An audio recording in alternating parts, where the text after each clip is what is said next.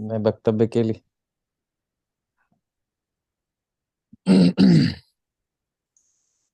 अस्मद्गुरुभ्यो नमः। अस्मत्परम गुरुभ्यो नमः। अस्मत् सर्वगुरुभ्यो नमः। श्री राधा कृष्णाभ्यां नमः। श्रीमते रामानुजाय नमः। ओम श्री गुरुचरण कमलेभ्यो नमः। अखंड मंडलाकारं व्याप्तं येन चराचरं तत्पदं दर्शितं येन तस्मै श्री गुरुवे नमः। नारायणं नमस्कृतं नरं चैव नरोत्तमं देवीं सरस्वतीं व्यासं ततो जयमुदीरये। जयतु देवो देवकी नन्दनोऽयं। जयतु कृष्णो वृषण्वंश प्रदीपः। जयतु मेघ श्यामलः कोमलांगः। जयतु पृथ्वी भारनाशो मुकुन्दः। श्रीराम राम रघुनंदन राम राम। श्रीराम राम भरताग्रज राम राम। श्रीराम राम रणकर कस राम राम। श्रीराम राम शरणं भव राम राम। श्रीरामचंद्र चरणो मनसा स्मरामि। श्रीरामचंद्र चरणो वचसा गृणामि। श्रीरामचंद्र चरणो शिरसा नमामि। श्रीरामचंद्र चरणो शरणं प्रपद्ये। श्रीरामचंद्र चरणो शरणं प्रपद्ये। नीलाम्बुज श्यामल कोमलांगं सीतासमारूपितवां भागं पाणौ महासायकचारुचापं नमामि रामं रघुवंशनाथं। मनोजवं मारुततुल्यवेगं जितेन्द्रियं बुद्धिमतां वरिष्ठं वातात्मजं वानरयूथमुख्यं श्रीरामदूतं शरणं प्रपद्ये। आञ्जनेयमतिपाटलार्णं काञ्चनाद्रिकमनीये विग्रहं पारिजातरुमूलवासनं भावयामि पवमानन्दनं। यत्र यत्र रघुनाथकीर्तनं तत्र तत्र कृतमस्तकाञ्जलिं वाष्पवारि परिपूर्णलोचनं मारुतिं नमत राक्षसान्तकम्। दीन दयालु विरद संहारी हरहु नाथ मम संकट भारी। सीताराम चरण रति मोरे अनुदिन बढ़ऊ अनुग्रह तोरे। मंगल भवन अमंगल हारी द्रवहु सुदशरथ अजर बिहारी। प्रवेशी नगर की जय सब काजा हृदय राखी कौशलपुर राजा। ओम सर्वेभ्यो देवेभ्यो नमः। ओम मातृपितृचरण कमलेभ्यो नमः। अखिल ही प्रत्यनीय पुरुषोत्तम गुणगण निलय कौशल्या नंदन परम सौंदर्य माधुर्य लावण्य सुधा सिंधु सार सरोवर समुद्भुत पंकज कौशल्यानंद नंदन पुरुषोत्तम सर्वस्व आनंद वर्धन श्री रामचंद्र जी सह वैजयंती विदेह नंदिनी भगवती भास्वती माँ जगदीश्वरी माँ सुनैना जी के आंखों की पुतलिका विदेह जा जनक जा मैथिली श्री राम प्राण वल्लभा आप दोनों युगल सरकार के श्री चरणों में कोटि कोटि प्रणाम। अनंत बलवंत गुणवंत श्री हनुमान जी के चरणों में बारंबार प्रणाम। समुपस्थित सभी विद्वज्जन पूज्य जन को मेरा कोटि कोटि प्रणाम। गुरुदेव के श्री चरणों में मेरा साष्टांग दंडवत प्रणाम। सिया राम मैं सब जग जानी, करहु प्रणाम जोर जुग पानी। सिया राम मैं सब जग जानी, करहु प्रणाम जोर जुग पानी। इस जगत के जितने भी प्राणी हैं चराचर, सब में राम देखता हूँ, सब में राम दिखता है, सभी को मेरा बारंबार प्रणाम। एक ऐसी कथा हम लोग सीख रहे हैं, श्रवण कर रहे हैं, श्री राम देसिक प्रशिक्षण केंद्र के माध्यम से, जिसकी कल्पना शायद हम लोगों ने नहीं की थी कि हमें इतने मृदुभाषी गुरुदेव मिले। गुरु वैसे भी मृदुभाषी होते हैं, गुरु ऐसे भी ऐसे गुरु सारे होते हैं जो अपने चरणों में लगा लेते हैं शिष्य को। लेकिन हम लोगों का परम सौभाग्य है कि श्री राम देसिक प्रशिक्षण केंद्र के में आकर हम लोगों को ऐसा लगता है कि मानो सब कुछ मिल गया है। हमारे गुरुदेव इतने मृदुभाषी हैं, इतने सरल स्वभाव के हैं, इतने सबके साथ इतनी मधुरता से बात करते हैं। ऐसा लगता है जैसे हम अपने बड़े भाई से बात कर रहे हैं, पिता तुल्य भाई से बात कर रहे हैं। ऐसे गुरु सच बताऊं तो बिरले मिलता है। और इसी क्रम में हम लोग कथा को आगे बढ़ाते हैं। कहते हैं गोस्वामी तुलसीदास जी लिखे हैं, अति हरि कृपा जाहि पर होई, पाँव दे एहि मार्ग सोई। बिल्कुल सत्य है कि जिस पर प्रभु श्री राम का, हनुमंत लाल का अति हरि कृपा होती है, वही इस मार्ग पर आ पाता है, वही श्री राम के चरित्र को सुन पाता है। कहना तो बहुत दूर की बात है। और दूसरे पंक्ति को अगर मैं देखूं कि पांव दे एहि मार्ग सोई, कि इस मार्ग पर वही पांव दे सकता है जो जिस पर प्रभु की अति कृपा होती है। अर्थात मैं दूसरे शब्दों में कहूं तो रामायण में सुंदर 7 सीढ़ियां हैं।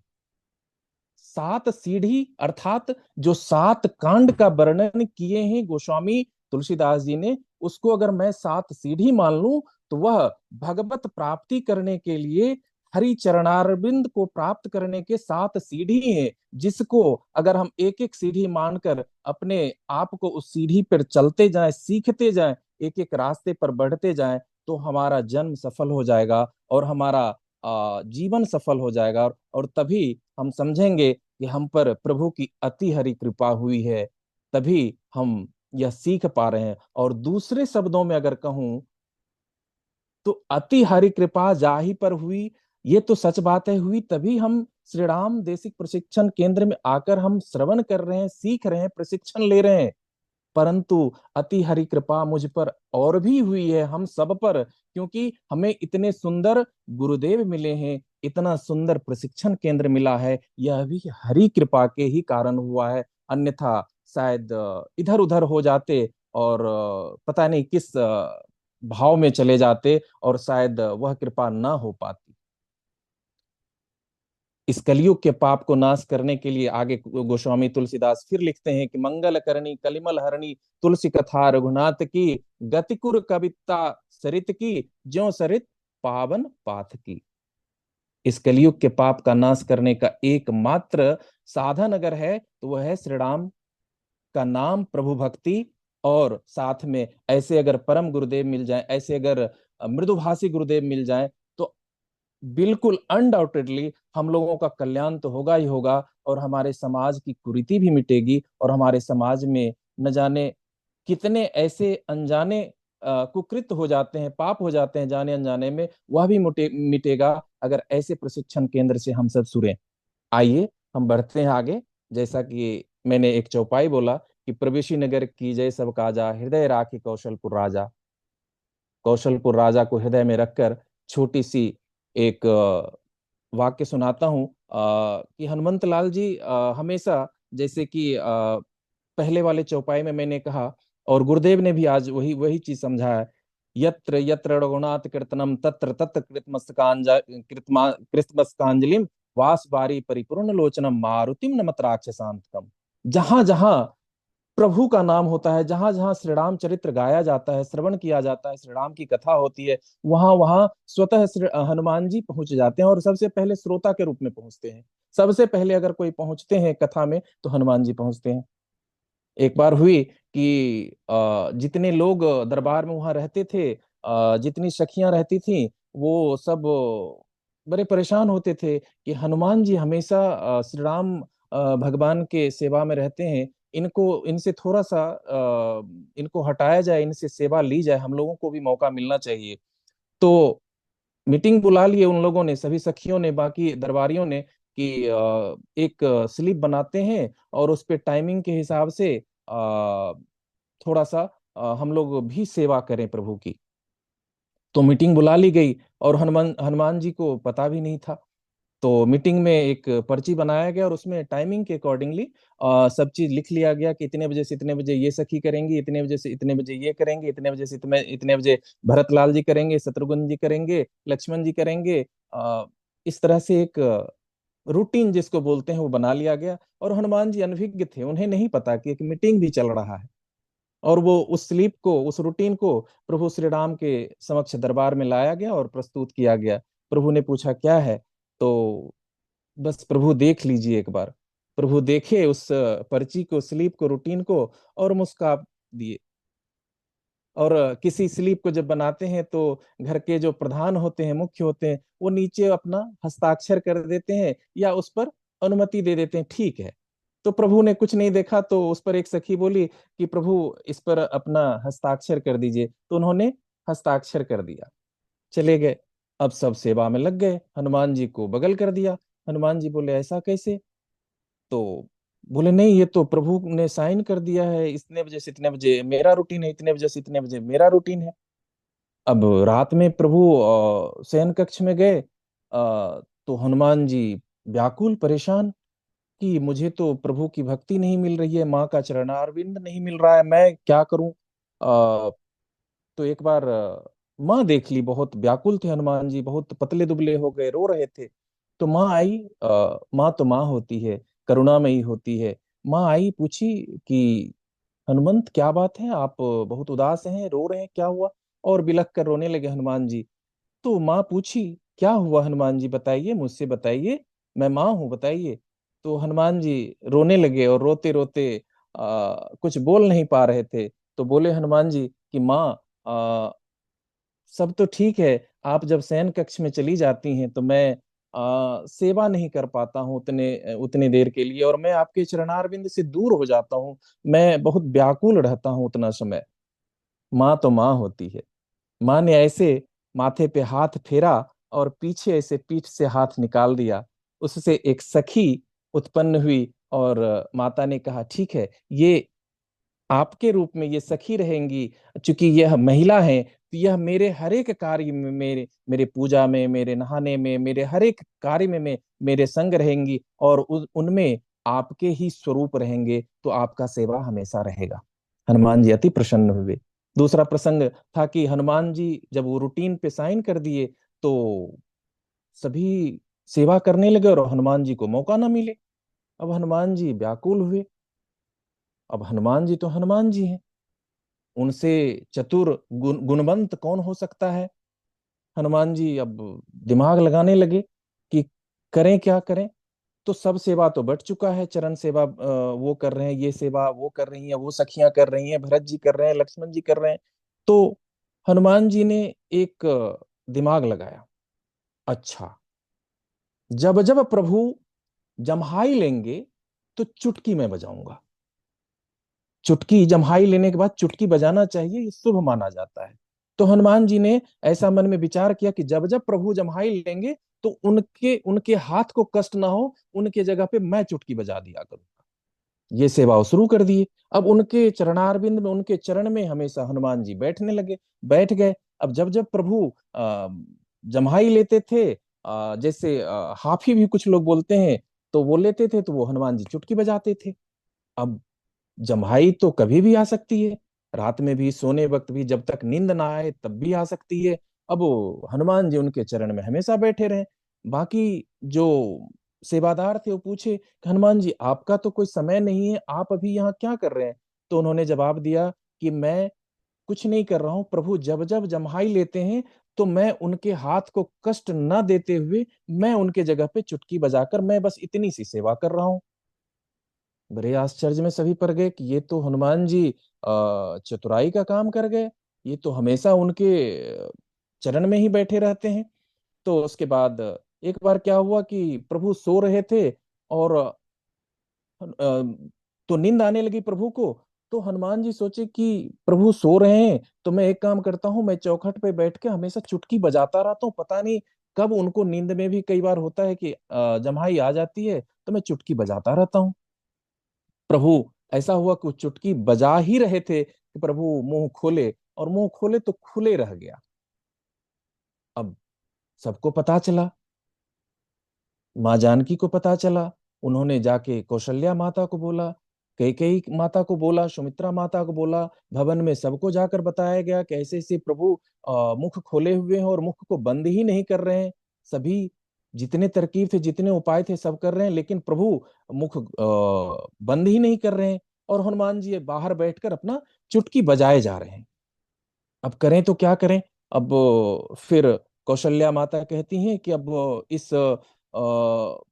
चीज से निकलने के लिए, इस समस्या का निदान अगर कोई दे सकते हैं तो गुरु वशिष्ठ ही दे सकते हैं, उनको तुरंत बुलाया जाए। गुरु वशिष्ठ जी को के यहाँ खबर भेजा गया। वशिष्ठ जी आते हैं और वो देखते हैं, गुरु तो गुरु हैं, वो तो सब कुछ, नेत्र बंद करके ध्यान नष्ट हुए गुरुदेव, तो देखते हैं अच्छा ये लीला है, प्रभु की लीला है, और प्रभु हनुमान जी से सेवा करवाने के लिए लीला कर रहे हैं। प्रभु प्रभु तो लीला ही करते हैं। तो जैसे पिछले अध्याय में, पिछले कक्षा में हम लोगों ने पढ़ा कि माता कौशल्या भोग लगाती हैं और उधर जाती हैं, इधर पालने से उठकर प्रभु जाके भोग खा रहे हैं, उधर देखती हैं तो उधर बाल रूप में प्रभु भोग खा रहे हैं, इधर देखती हैं तो पालने पे प्रभु लेटे हुए हैं। अब मैया आश्चर्यचकित हो गई, ये तो लीला प्रभु की थी, वो लीला कर रहे थे। ठीक है। तो गुरु वशिष्ठ जी ही ध्यानस्थ हुए तो देखते हैं कि ये तो हनुमान जी सेवारत हैं और प्रभु लीला कर रहे हैं। फिर ध्यान में आया कि हनुमान जी हैं क्या, हनुमान जी को खोजो। पता लगाओ तो हनुमान जी मिल नहीं रहे, वो बाहर कहीं जाके प्रभु की सेवा, अपना वो ध्यान मग्न है। राम राम राम राम राम राम राम राम अपना दोनों चुटकी बजाए जा रहे हैं और मग्न है कि पता नहीं प्रभु को कब आ जाए जम्हाई, मैं अपनी सेवा करता रहूं, राम राम राम राम दोनों चुटकी बजा रहे हैं, राम राम जपते हुए। फिर उनको भेजा गया दूत को, हनुमान जी को बोला गया कि ऐसे ऐसे कहानी है, आप आइए। ज्यों ही चुटकी बंद हुई हनुमान जी की, प्रभु का मुख बंद हो गया। प्रभु का मुख बंद हुआ, सभी को चैन में चैन आई, सब लोग सांस लिए, कहा प्रभु की इतनी सुंदर लीला। तो यही है कि प्रभु की कथा श्रवण करते रहें, प्रभु का नाम कुछ हो ना हो, हम नाम जप करते रहें, राम नाम जपते रहें, और परम पूज्य गुरुदेव से कुछ न कुछ प्रतिदिन सीखने को मिलते रहता है, वह सीखते रहें। अपनी वाणी को विराम देता हूँ। प्रणाम गुरुदेव।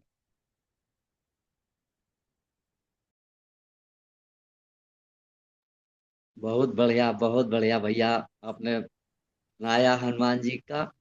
और ये तो राम जी के चरित्र में हनुमान जी ना आए तो फिर कैसा आनंद है, और आपने उस आनंद को बिखेर दिया।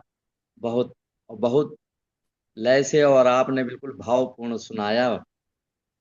बहुत अच्छा लगा। बहुत बढ़िया कौशल जी, बहुत अच्छा लगा। आपकी वाणी में बड़ा माधुर्य है, और माधुर्य के ही जो सागर हैं भगवान राघवेंद्र सरकार के अनन्य भक्त हनुमान जी की महिमा को भी आपने बखाना। तो बहुत अच्छा लगा हमको चरित्र। ठाकुर जी कृपा बनी रहे, और जल्दी जल्दी आप मानस के ऐसे ही चरित्रों को सुनाते रहें। बहुत अच्छा। प्रणाम गुरुदेव, प्रणाम।